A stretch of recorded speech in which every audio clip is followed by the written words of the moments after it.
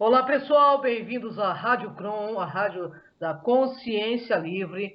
Você está entrando no programa Despertos, o programa que é a chave de uma nova consciência por uma outra dimensão. Eu sou Cris de Pascoal. Estamos aqui com a Maria Carmen Pereda, ou MC Pereda, que é formada em Química e PhD em Farmacologia pela Unicamp. Autora da série de livros O Sol Negro, O Retorno da Sociedade Secreta do Vril, O Sol Negro, A Cidade Secreta do Vril. E o terceiro da série está em andamento. Tudo bem, Maria? Seja bem-vinda. Tudo bem, Cris? É um prazer estar aqui com você, sentindo falta do Mauro, mas já já ele volta. Já já ele volta. É só por um pequeno período de tempo aí, viu, Maria? Tá de férias, tá de Tá férias. de férias. E hoje nós vamos falar, então, né, da semeadura da terra, pessoal. Isso, continuando uma sequência de programas, né, que eu vou explicar aqui. Então, uma introdução que é necessária a esse programa é dizer que eu vou continuar a usar uma parte do conhecimento encontrado no livro Prisma de Lira, canalizado e escrito por Lisa Royal e Keith Priest, associado aos dados obtidos nos seminários do Bashar. Quem não conhece, basta acessar bashar.org, que é bashar.org. Então, nós vamos continuar a abordar a temática da história de nossa origem, da nossa família galáctica, composta por civilizações de seres que surgiram e floresceram na região da constelação de Lira e que se espalharam para outros lugares do universo, gerando civilizações e até nós mesmos aqui da Terra.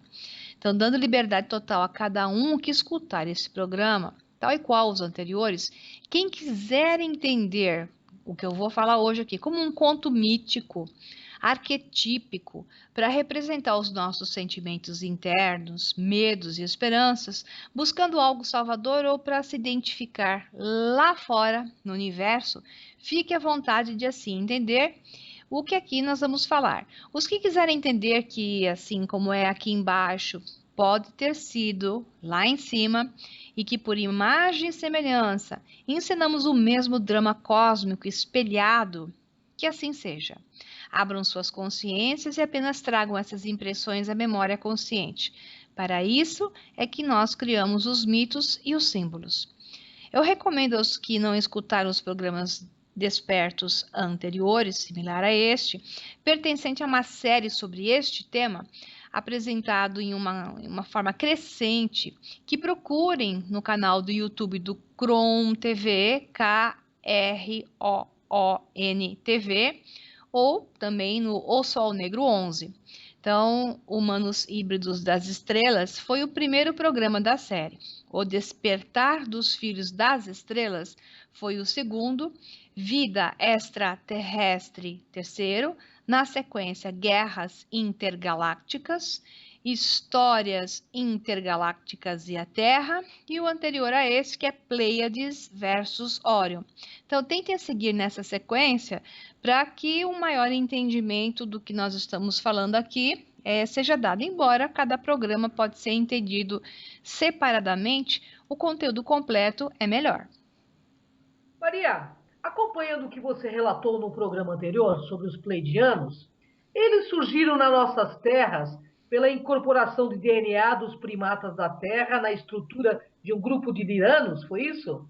Exato, eu sempre achei que os pleidianos tinham vindo para cá e que nós éramos filhos deles. Agora eu estou entendendo que nós somos primos. E como somos primos? Vou explicar aqui. Então, essa resposta ela vai fazer uma revisão curtinha, bem curtinha, do final do programa anterior, que foi intitulado Orion versus Pleiades. E a partir daí é que eu vou continuar.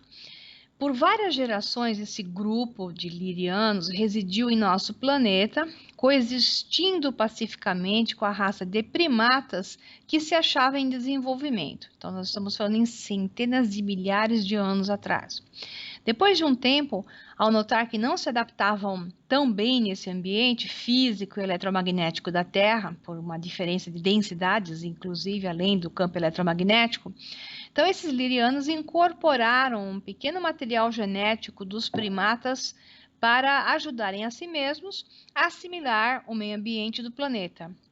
Outros grupos de liranos ou liranos acho que fica melhor, levaram a genética dos primatas de nosso planeta para outras áreas do universo. Entretanto, a chegada do segundo grupo de Lira reavivou os conflitos pelos quais o primeiro grupo havia fugido de Lira, fazendo com que decidisse se transferir para outro local, as Pleiades. Essas disputas de território, de diferenças, de opiniões a respeito do que fazer com os primatas que naturalmente se desenvolviam na Terra geraram disputas, né? Então, esses que foram para as Pleiades, que eram liranos, com material genético da Terra, dos primatas aqui presentes, eles se incorporaram a esse material e foi um grupo que incorporou esse material genético da Terra, foi para as Pleiades.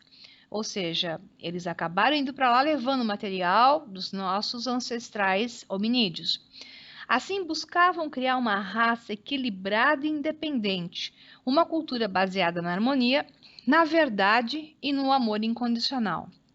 Esses primeiros pleidianos, anteriormente lirianos ou liranos da Terra, que aqui ficaram por muito tempo, quem sabe até dando origem aos Atlantes, possuíam habilidades intuitivas e altamente desenvolvidas, além de profundo desejo de convivência em comunidade. Após muitas gerações, criaram a sua própria identidade, separada das raízes de Lira e, inclusive, dos Atlantes que aqui conviveram com eles. Entretanto, as gerações de pleidianos que desejavam viver em comunidade deram tanta importância à paz, à tranquilidade, que chegaram a desdenhar de qualquer forma de negatividade. Negaram a negatividade. Mergulharam mais e mais profundamente nessa, para eles, natural tendência humanoide, que era a positividade ou extrema positividade, até chegar a não encontrar mais nada que o vazio dentro do seu ser. Moral da história? As duas polaridades em equilíbrio, integradas, positivo e negativo, é o segredo.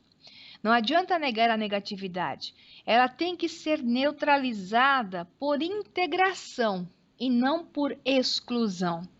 Quando os liranos souberam da luta de Órion, o seu dragão adormecido despertou e foi então que se comprometeram a lutar contra a negatividade de Órion.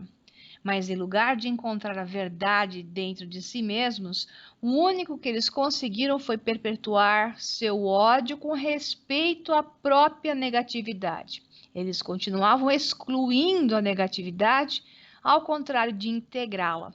Então, buscando uma solução e um novo campo para o conflito, o projeto de infusão das dimensões foi empreendido com toda a força de volta para a Terra. Pois bem, Maria, como foi o desenvolvimento e a mistura de DNAs? Posteriormente, os liranos sabiam que precisavam de um DNA mais compatível com a densidade e aspectos geomagnéticos da Terra. Assim, o DNA pleiadiano foi usado, porque eles eram uma turma de Lira que viveu na Terra durante muito tempo, misturou o seu DNA ao DNA dos hominídeos da Terra, foi para as Pleiades, por lá ficou por muitos milhares de anos, adaptaram-se a esse DNA, e aí os liranos perceberam que precisavam chamar os primos pleiadianos, que já tinham um pouco de incorporação desse DNA, para voltar para a Terra, para que a experiência da infusão fosse positiva. Então, essa também era uma chance para os pleiadianos confrontarem a sua negatividade, que invariavelmente iria surgir na maior densidade para a qual haviam sido infusionados. Quando se desce nas densidades, vai do maior nível de energia para um maior nível de matéria, diminuindo a frequência energética, o esquecimento de quem realmente somos começa a funcionar. Ou seja, vamos caindo no esquecimento e surge a frequência da terceira densidade, que é o ego, né? Então, somente assim, seres de maior frequência conseguem descobrir o nível de negatividade que eles ainda têm presentes neles. Por isso, eles fazem uma infusão dimensional para descobrir mais de si mesmos. E aí eles sabem o que eles ainda têm que trabalhar, a porção negativa que ainda está presente neles e que estava escondida, né? Assim foi feita a transferência do DNA das Pleiades à espécie terrestre. A transferência do DNA pleidiano à espécie terrestre iria ser efetuada ao longo de um dilatado período, e que isso criaria uma raça de humanoides que tivesse raízes tanto terrestres quanto extraterrestres. Os antepassados mais próximos desses humanos da Terra seriam os pleidianos, e graças a esses laços familiares, os pleidianos iriam ter permissão para estar participando no desenvolvimento da espécie terrestre. Desse acordo, digamos assim, resultaram milhares de anos de interação pleiadiana com praticamente todas as culturas primitivas da Terra. Eles foram alterando e inserindo o seu DNA em praticamente todas as culturas primitivas da Terra, gerando muitos protótipos para um homem mais adequado. Vários Adãos foram criados. Dentre eles, o homem de Neandertal, que é uma espécie que desapareceu sem nenhuma explicação aceita cientificamente, né? E existem várias teorias para eles terem desaparecido, mas eles eram loirinhos, de olhos azuis, né? Clarinhos, e, segundo se diz, com uma inteligência bastante avantajada, pois o seu tamanho de cérebro era maior do que o do Homo sapiens atual, embora a parte frontal fosse menor. O lobo frontal, que é onde se diz que tem muita importância para a inteligência. Já o Cro-Magnon, que é o Homo sapiens da Europa, né? E o Homo sapiens atual, que se supõe ter sido originado na África, também surgiram dessas misturas. E o Homo sapiens sapiens, que é a raça atual, é uma mistura de 7 raças da família galáctica. Então, muitos grupos interferiram nos hominídeos da Terra, não foram só os pleiadianos e os liranos, mas foram grupos de pleiadianos e liranos. Dentro desses grupos estiveram também alguns sírios, e dentre esses grupos nós temos aqueles que poeticamente se chama de Anunnaki nas escritas sumérias, mas é um dos grupos. Maria, esses pleiadianos eram especialmente os seres que foram chamados de deuses, como os da mitologia grega e nórdica? Sim, e desenhos de seres procedentes do espaço e naves espaciais adornam as paredes de muitas cavernas, e muitos documentos antigos registram os atos desses deuses procedentes do céu. Eles não se viam como deuses, né? Mas como os humanos atualmente, porque eles são parecidos conosco. Não obstante, do ponto de vista daqueles seres primitivos, seguramente foram mesmo percebidos como deuses para aqueles que eram mais primitivos e viam aquelas carruagens vindas do céu. Né? Em determinadas fases desse desenvolvimento da espécie humanoide, parece ser comum entregar o poder pessoal a figuras divinas ou mágicas.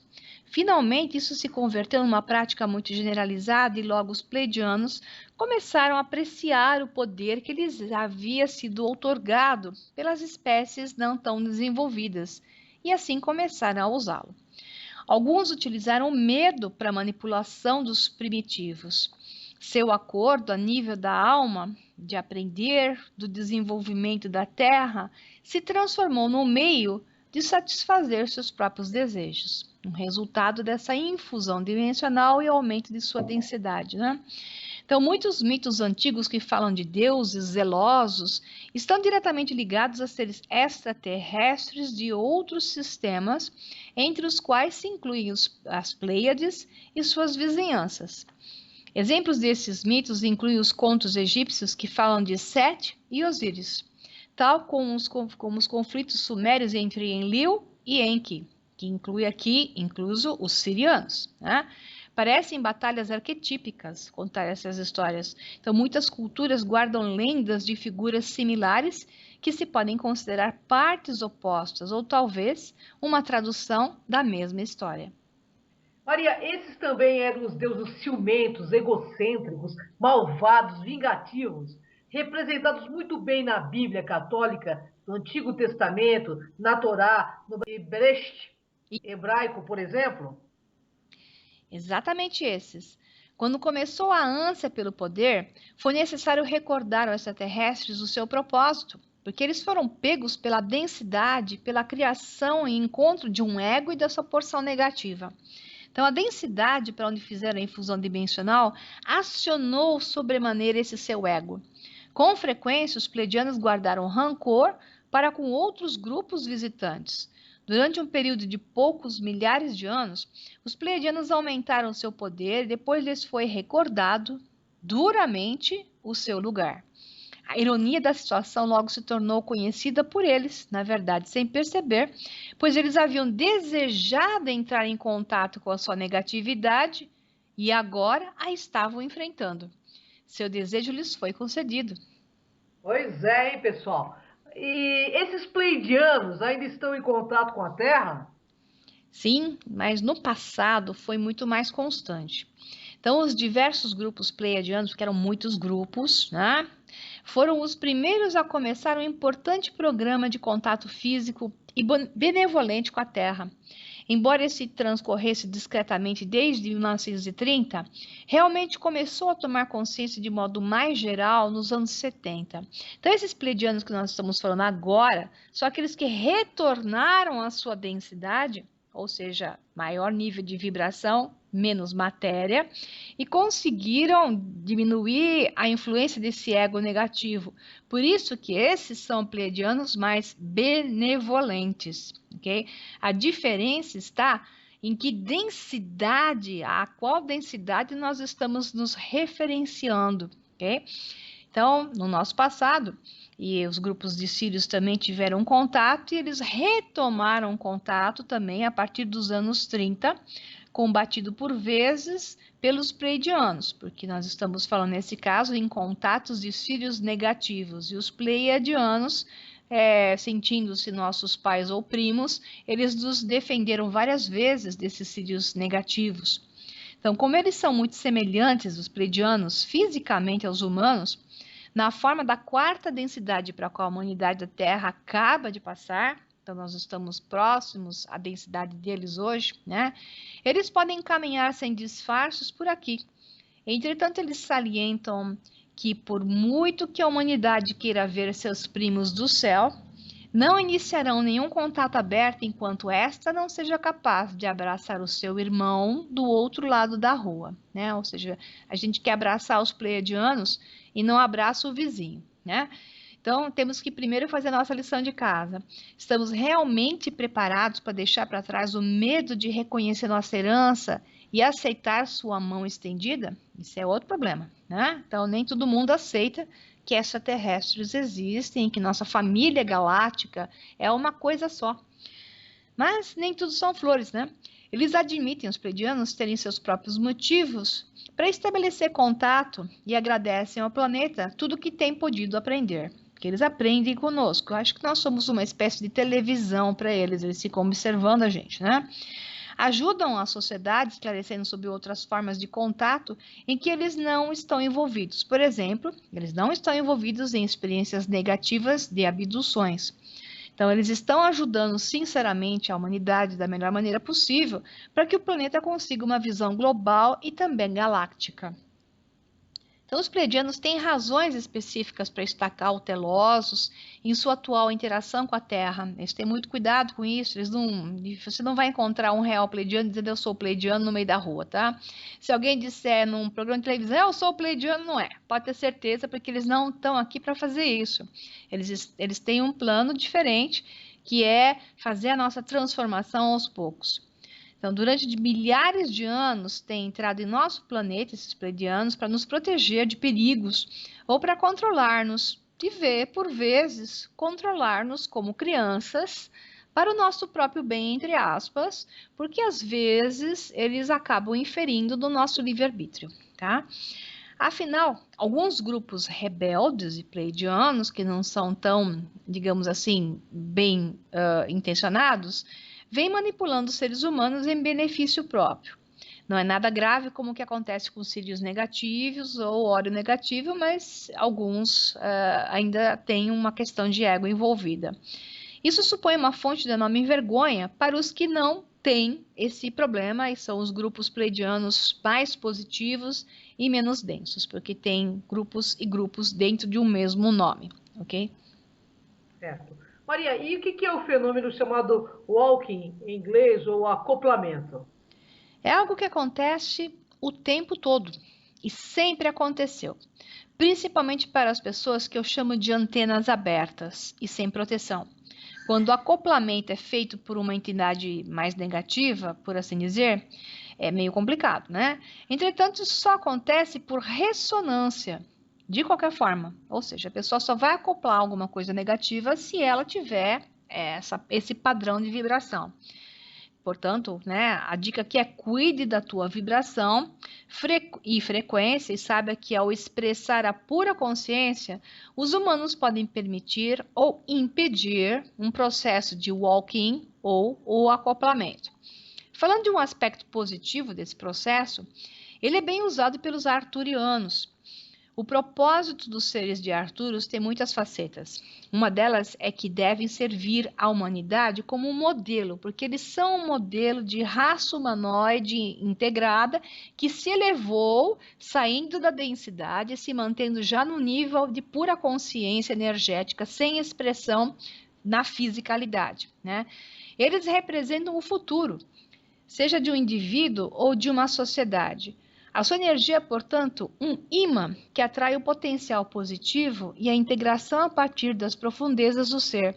Eles refletem a Terra em que direção ela está indo e sua evolução. Uma vez que a humanidade evolua a um estado não físico, que é o caso deles, que seria da quinta densidade para cima, a meta ideal será conseguir uma consciência similar à consciência coletiva dos seres de Arcturus. Sua natureza é etérea. Pode-se perceber sua energia como uma presença, um estímulo de criatividade ou um amor incondicional. Eles irão se manifestar segundo o sistema de crenças da pessoa com a qual estão interagindo. Para pessoas religiosas, aquelas que acreditam em aquelas coisas que as igrejas falam, num sentido mais tradicional, eles vão se apresentar com a aparência de anjos, eles vão apresentar uma forma angélica. Okay? Já porque eles estão na sexta densidade e é chamada até de consciência angélica, só para uma ideia das pessoas mais religiosas, para elas poderem se localizar. Então, para outros buscadores mais modernos, eu vou dizer assim, podem manifestar-se como extraterrestres ou até como um eu futuro daquela própria pessoa. Seja como for, o resultado é o mesmo. Uma interação com um ser verdadeiramente amoroso, porque está na sexta densidade, e dedicada a servir aos seres físicos, e por isso, ao todo, aquele que tudo sabe. Devido a servirem ao físico, não só interagem com os seres humanoides no planeta, mas eles também interagem com os reinos invisíveis, cuja evolução é paralela e é diferente à dos humanos. Cada planeta tem seu próprio reino dévico. A consciência energética dos reinos das plantas, minerais, animais e a energia de Arcturus atua como um aspecto superior desse reino no planeta. Então, recordemos, eles refletem o ideal evolutivo do futuro, que é a energia de integração das polaridades, diminuindo a densidade, aumentando a energia e a frequência, deixando a fisicalidade, a forma física não mais lhes pertence. Então, existe um pequeno número de seres de Arcturus que escolhem experimentar o físico para servi-lo. Mas em lugar de entrar no físico, através do processo de nascimento e entrar no ciclo de reencarnação, eles escolhem o método do walk-in, ou do acoplamento em corpos já existentes no mundo físico. Não sentem a necessidade ou o impulso kármico, digamos assim, portanto, eles não têm que entrar na roda de nascimento e reencarnação, ok? O termo walk-in, que é esse termo que eu posso chamar de entrante ou acoplamento, ele é usado para dar nome ao fenômeno de troca de uma individualidade, seja ao nível físico ou nos demais níveis do ser. Quando isso se dá, é porque antecipadamente, até mesmo antes do nascimento desse ser humano em questão, foi feito um acordo com esse aproximador, tendo em vista alguma missão a ser cumprida por ambos, ok? Então, esta não é uma ocorrência que é comum e acontece o tempo todo. Ela acontece com alguns seres que fizeram esses acordos e que têm um nível de frequência suficiente aqui na Terra, corpo físico é uma boa antena para aceitar esse acoplamento, esse walk-in de seres de tamanha energia, como o caso dos arturianos. Então, muitas daquelas pessoas que dizem ser um walk-in, né, eles têm experimentado um processo mais comum que se denomina de enlaçamento da alma. Muitas vezes é apenas uma conexão. Aqueles que dizem, eu sou um ser arturiano, ele está aqui no meu corpo físico, acoplado. O mais comum que você tem nesse caso é um enlaçamento, um entrelaçamento quântico. É uma conexão por ressonância. Então, esse processo supõe a entrada de uma frequência superior, da própria energia da alma, e não tem nada a ver com o intercâmbio de consciências. Pode ser confundido com a entrada de uma nova consciência, mas se trata de um aumento de frequência e integração dentro da consciência original. Infelizmente, o processo de acoplamento também é usado por consciências mais negativas, como é o caso dos reptilianos. Interessantíssimo tudo isso que você está falando, hein, Maria? É uma Maria, bela explicação, né? Dá para entender bem muita coisa que acontece com algumas pessoas, né? é verdade mesmo. Maria, em experiências de pós-morte física, quem são os seres que interagem com quem se foi da Terra? Bom, ao morrer, as consciências humanas passam pelo reino de Arturos, aquelas que acreditam e se deixam levar por níveis de frequências mais altas, ok? Ali são nutridas e tratadas até que despertem para uma realidade mais ampla. Ali elas são orientadas, elas é mostrado o que elas fizeram e ampliam o seu conhecimento, né? Então ela sai daquela prisão que é a fisicalidade na separação, ela começa a enxergar mais ao sair do corpo físico. Então os arturianos, com todo o amor, eles pegam essa nova consciência e explicam para ela aquilo que aconteceu. Então, no caso de uma morte traumática, muita ternura é compartilhada para que aquela alma possa, ao despertar, ter uma transição suave. Nas experiências depois da morte, aquela luz que se percebe ao final do túnel realmente é a representação da vibração de Artúrios, também chamado de o portal arturiano ou a ponte arturiana, né? Então, essa vibração será traduzida segundo o sistema de crença que a pessoa tem adotado na vida encarnada, porque você vai ver aquilo que você acreditar. Okay? Então, o que você vê numa experiência de saída do seu corpo pós-morte é feito basicamente por aquilo que você pode aceitar que vai acontecer. Então, como Arcturus pertence, sobretudo, à sexta densidade, com frequência se percebe a vibração, que é chamada de vibração crística ou vibração búdica, que vibram exatamente nessa densidade que é a sexta. As densidades vão até a sétima e depois da sétima há uma mudança de dimensão, tá? Então essa luz pode ser comparada com o futuro do eu superior, que é o que a gente chama de uma certa forma religiosa, de um ser crístico, de um indivíduo. Isso significa que durante o processo da morte, o ser se funde com o seu eu superior, que compartilha uma faixa de frequência quase idêntica com a do reino de Arcturus. Ali tem lugar a cura. Muito legal, hein? E Maria, quem representa a polaridade oposta da energia de Arcturus? Sempre tem, né? Sempre tem. Sempre tem a polaridade nesse universo onde nós vivemos, né? E ainda ela vai estar presente em todas essas densidades. Então, dentro da realidade polarizada, Arcturus escolheu uma parte oposta para espelhar outros aspectos de sua natureza evolutiva. Essa parte oposta é a área denominada de Antares, é a estrela Antares e aqueles seres que vivem naquelas órbitas. Então, dentro do portal dimensional ou da cruz, há uma união entre Antares e Arcturus, que serve como um ponto energético de referência nessa região. A maioria das consciências que se encarnam na Terra passa somente pela vibração de Arcturus. Mas há outras consciências que escolhem passar primeiro por Antares, antes de chegar a Arcturus. É aquela história do purgatório, sabe? Antes de chegar ao céu. Então, Antares é uma densidade maior, é uma polaridade mais negativa, ok? Então, alguns desencarnados, assim, usar um termo também meio religioso, aqueles que deixam a fisicalidade na Terra, escolhem por frequência e vibração passar por Antares, para depois ter a chance de passar pela energia curadora e recuperadora positiva de Arcturus.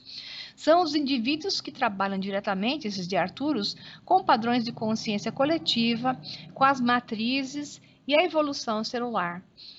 Agora, Antares também é um ponto de conexão dimensional entre o quadrante que a Terra ocupa dentro da Via Láctea e a galáxia de Andrômeda.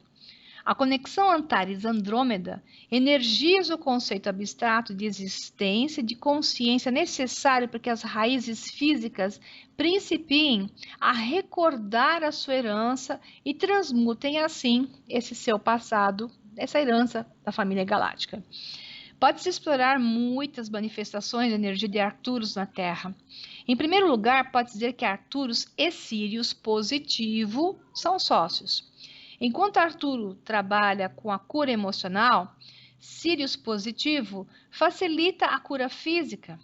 Então, os egípcios sabiam dessa conexão e por isso invocavam as energias da matriz Arcturus, Sirius, para assistirem em seus rituais. A deidade egípcia, conhecida como Anubis, era um arquétipo direto de Sirius positivo que trabalhava com a energia de Arcturus. Anubis guiava os indivíduos ao mundo inferior, ao mundo astral, ou lhes ajudava a atravessar o processo físico da morte. Ali, as energias, tanto de Sirius como de Arcturus, começava o processo de cura da alma. A representação do chacal, ou o cão, né, tal como na estrela que é o cão de Sírio, né, que é assim, o Sirius é o cão, porque ele é a estrela alfa da constelação do cão. Então, tal como a estrela cão de Sirius, que é uma forma de chamá-la, tal como Anubis, né, é um sinal evidente que os egípcios eram conscientes dessa conexão, por isso a imagem do cão, né? Anubis, como arquétipo de Sirius, guiava as almas até o reino de Arcturus, onde tinha lugar a cura. Então, Arcturus representa a integração, semelhante a Órion, que representa a natureza conflitiva ou polarizada da humanidade galáctica. O arquétipo Merlin, ou Merlin, como queiram chamar, tem sido rotulado com frequência como essa ponte. Quando duas polaridades tentam uma unificação, tem que existir um lugar comum no qual ambas possam se encontrar antes que possa se dar essa união. Por isso, o famoso mago Merlin, ele era a ponte entre o explosivo Órion e os seus dragões, né? E o efeito curador de Arcturus e aquela magia positiva. Essa é a história do rei Arthur, eu vou contar depois. Ele é esse lugar comum. Então, é óbvia a importância que tem sua energia, não só para a Terra, mas para tudo aquilo que experimenta a polaridade. A faísca produzida pelo atrito entre as polaridades é a magia que inicia a transformação. Maria, por curiosidade, quem eram aqueles seres representados pelos moais da Ilha da Páscoa? Pois é, né? Essa é uma boa pergunta. Me acompanhem para entender a resposta. Na fase anterior do desenvolvimento da Terra, os seres de Arcturus combinaram densificar-se o suficiente para poder serem percebidos temporariamente. Eles interagiram com a primeira cultura chamada Lemúria ou Lemuriana. E lhes ensinaram a destreza de curar. Então, a memória dessas interações perdurou ao longo de muitas gerações. Quando os habitantes da Lemúria migraram a várias outras regiões diferentes da Terra, levaram consigo essas memórias. Sua direta interação ficou plasmada ali no físico, nas estátuas da Ilha de Páscoa. Essas estátuas não representam seres densificados de Arcturus, e sim rendem um tributo a eles. A posição dessas pedras é tal que as estátuas olham para o céu, fixamente, para o horizonte, em espera do retorno dos seres de Arcturus. A humanidade não tem que esperar esse retorno. Vou observar que, novamente, a humanidade não tem que esperar retorno algum. A energia, ela tem estado sempre presente. Se olhar para dentro em vez de olhar para fora, pode-se encontrar essas energias. Elas são a raça humana evoluída em sua máxima expressão. Eles procuram fazer com que a humanidade se lembre disso e são os que impulsionam para frente na magnífica espiral da evolução. O lugar é onde está o coração, e o coração é o caminho de Arcturus. Então Deus disse: vamos criar um homem segundo nossa imagem e semelhança. Gênesis 1:26. Pois é, a história de Adão e Eva é um dos poucos legados que ficou para recordar sutilmente à humanidade o seu começo. Esse conto ele contém referências simbólicas da saga que ocorreu concernente ao tipo de espécies que herdariam a Terra. E como já foi mencionado, o grupo de liranos quis conseguir uma espécie baseada na integração. Era o objetivo, né? Conseguir que essa espécie específica chegasse à integração. Por isso pensaram que essa espécie não devia conhecer a polaridade. Isto é, que eles não deveriam conhecer o bem e o mal. Então, eles controlaram estritamente esses seres de Lira, o ambiente desses novos humanos, para que ficassem centrados no desenvolvimento de um veículo perfeito para a integração. Eles não queriam que os novos humanos se convertessem neles, ou seja, tal qual eles que eram polarizados. O que o grupo lirano não percebeu foi que, ao mesmo tempo, estava restringindo aos novos humanos da possibilidade de escolha do seu livre-arbítrio. Depois de gerações de trabalhar com genética de primatas e extraterrestres, o grupo lirano desenvolveu um protótipo humano cujo significado terrestre foi traduzido como Adão. O protótipo Adão foi incorporado à Terra em diversas regiões para testar sua capacidade de adaptação. Portanto, houve muitos Adãos, né? Mediante clonação e engenharia genética, se criou um protótipo feminino que recebeu o nome de Eva. Ambos foram devolvidos ao seu ambiente e observados bem de perto. Partindo do desejo de criar uma espécie que não conhecia nada da polaridade, os liranos ensinaram aos assistentes que atendiam aos protótipos que estava proibido dar a eles o conhecimento desse conceito, o conhecimento da polaridade.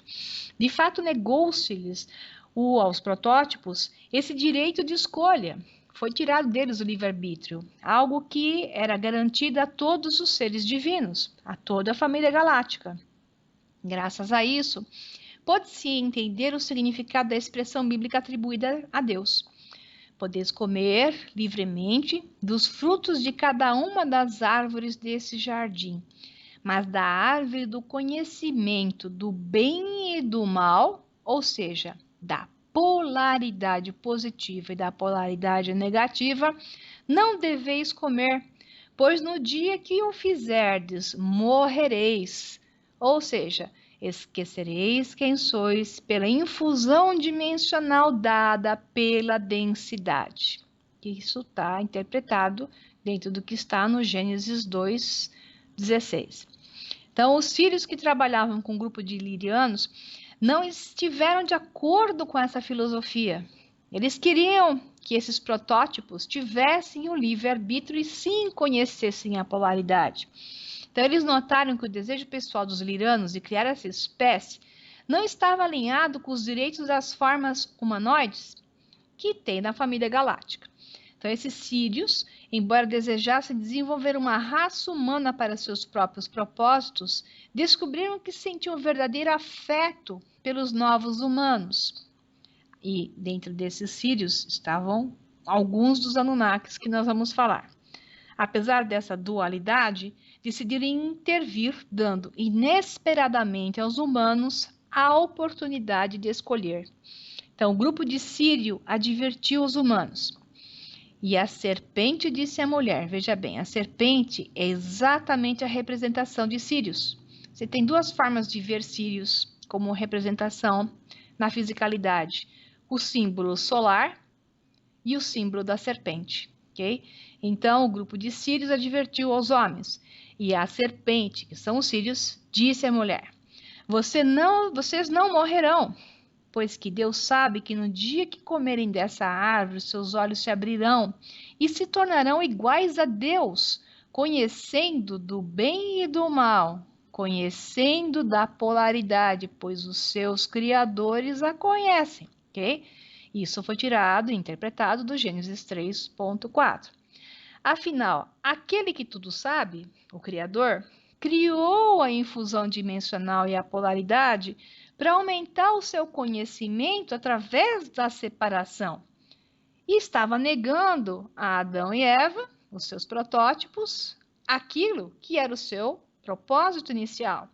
Então, a Adão e Eva estavam negando, sendo negado aquilo que era imagem e semelhança de Deus. A serpente, ela é um símbolo arquetípico que se encontra em muitos mitos antigos. A natureza dessa serpente indica consistentemente a dualidade e ela inspira medo, mas ainda assim é uma grande aliada da humanidade. Em os textos sumérios, em que o deus Sírio, que participava e fazia parte do que se chamam Anunnaki, porque eles migraram para um planeta, né, e fizeram um novo grupo, mas originalmente são sírios. Então, em que o deus Sírio, que protege a humanidade, também é caracterizado como uma serpente. O conceito de que a serpente é malvada é mais de nossos dias e é um conceito religioso e pode ter sido uma estratégia utilizada pelos deuses lirianos para afastar a humanidade das instruções de sírios positivos que tentavam ajudá-la. Ao se verem frente a frente com o direito de escolha e a necessidade de decidir sobre sua existência, os humanos adquiriram a consciência da terceira densidade. Eles caíram, eles entraram na infusão dimensional. Então, quando se deram conta de que haviam sido enganados por Deus, por aquele que tudo sabe, ou pelos seus filhos lirianos, eles optaram pelo conhecimento. Uma vez feita a escolha de receber o conhecimento com respeito à polaridade, foram totalmente ancorados no físico, na densidade, na infusão dimensional. Agora eles possuíam, portanto, um ego, porque eles foram para a terceira densidade. E nesse ego, o conhecimento do eu sou acabou se perdendo e também tomaram consciência de si mesmos. Então, o Senhor Deus disse: eis que o homem se tornou como um de nós, conhecendo do bem e do mal, ou seja, conhecendo a realidade da polaridade. Mas que não se permita que ele estenda a mão e tome e coma também da árvore da vida e viva para sempre. Gênesis 3.22. Não faz falta dizer que o grupo de lirianos não estava muito satisfeito com essa história, né? Que é a história que os sirianos nos protegeram. Então, em sua insatisfação, negaram aos humanos, aqueles que eram os protótipos iniciais, o conhecimento da árvore da vida, da herança divina, da nossa origem da família galáctica e os vários universos e realidades paralelas e densidades que existem acima e abaixo, e à direita e à esquerda. Então, desse modo, a raça humana foi obrigada a desenvolver-se sem o conhecimento de sua conexão com a família galáctica e com o todo, aquele que tudo sabe. Ela se sentiu separada. E isso foi um verdadeiro desafio, porque ela ficou esquecida, perdeu a memória e ficou numa sensação de estar separada. Então, para assegurarem que os humanos não iriam buscar esse conhecimento, o grupo lirano decretou algumas precauções. A leste do jardim, ele posicionou o querubim e a espada de fogo que podia rodar em qualquer direção para salvaguardar o caminho para a árvore da vida. Deixaram à humanidade sua herança, o legado de Órion, retratado simbolicamente como uma espada, sem demonstrar nada a respeito de sua resolução, impedindo que o conhecimento fosse atingido. Nossa, que aula, hein? Bem, Maria, o que aconteceu com o grupo sírio que interferiu com os planos dos liranos? A causa dessa interferência, ela esteve ligada energeticamente ao desenvolvimento da Terra, né? Então, eles sempre tiveram muitos trunfos escondidos nas mangas, né? Porque eles não eram nada bobos. E nesse caso, foram os que riram por último, esses sírios positivos. Então, quando trabalharam com o grupo de Lirano no programa genético, eles inseriram um código latente no DNA dentro das células humanas. Esse código se dispara quando de uma vibração acelerada que acontece quando uma civilização começa a desenvolver-se espiritualmente e a reconectar-se com a árvore da vida. Então, à medida que a Terra avança aceleradamente para a consciência de si mesma e para a quarta densidade, onde já estamos adentrando, na circunstância que está ocorrendo agora mesmo, o código começa a se ativar. Então, um a um de nós na Terra vai despertando. Uma vez ativada, a humanidade desenrola sua ilimitada visão, similar a uma corda antes enroscada, até que a manifestação de tudo o que é se torna visível. Era a maneira dos sírios permitirem que a humanidade comesse depois de tudo da árvore da vida. Bem, interessantíssimo, né, o programa. Uma aula, né? Uma aula cósmica. Maria, infelizmente chegamos ao fim do programa. Deixe suas considerações finais e o contato. Bom, o próximo programa ele será o último dessa série aqui, que faz parte dessa série extraterrestre que eu estou falando, sobre a nossa família galáctica, né? Que é o termo certo, que eu fiz questão de contar de maneira lúdica através de vários programas, né? Então, esse aqui é o último e é o sexto. O sétimo, para ser correta na numerologia, né? Que eu sou pitagórica, então na numerologia pitagórica eu tinha que usar o 7, que é o número de Apolo, ele vai fechar o ciclo. E nele eu vou falar de Zeta Reticuli e a transformação para o despertar. Então, quem ainda quiser falar comigo depois desse programa e não se incomodou de forma religiosa com uma diferença entre o que encontra em religiões e o que eu estou falando, segue os meus contatos. Quem quiser falar comigo, o ideal é falar pelo Facebook. A página do Facebook é a do O Sol Negro, tracinho livro. Nós temos também uma página da internet que é www.solnegro.com.br e um canal no YouTube que é tudo junto, O Sol Negro 11. Obrigada, Cris, obrigada a todos que me ouviram e vamos ao próximo Despertos com a história de Zeta Reticuli. Gratidão, Maria, honra enorme estar com você e com todos os nossos ouvintes. Até o próximo Desperto, porque aqui no Desperto, espiritualidade é cultura e cultura, pessoal. Espiritualiza. Gratidão, Maria. Um abraço enorme. Um abração, um beijo para todo mundo.